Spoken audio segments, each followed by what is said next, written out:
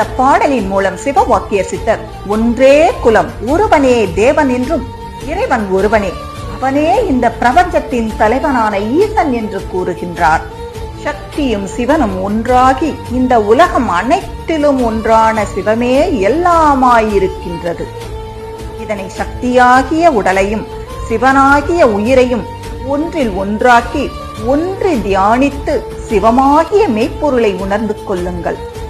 அன்றும் இன்றும் ஒன்றே தெய்வம், ஒருவனே தேவன், ஆதியும் அந்தமுமாகி எப்போதும் நிலையான ஒன்றாக இருப்பவன், என்றும் இளமை மாறாமல் நின்ற செம்பொன்னம்பலத்தைக் கண்டு செம்பில் களிம்பறுத்து பொன்னாக்குவது போல் நீங்கள் செய்த பாவங்கள் அனைத்தையும் நீக்கி ஜோதியில் மனதை நாட்டி தியானித்தால் அப்போது தெய்வம் உமக்குள்ளே இருப்பதை அறிவீர்கள்.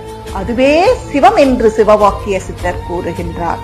மனிதா, உலகில் அனைத்தும் மாறிக்கொண்டே இருந்தாலும் பரம்பொருள் மட்டும் அன்றும் இன்றும் என்றுமே மாறாது என்பதை உணர்ந்து கொள்.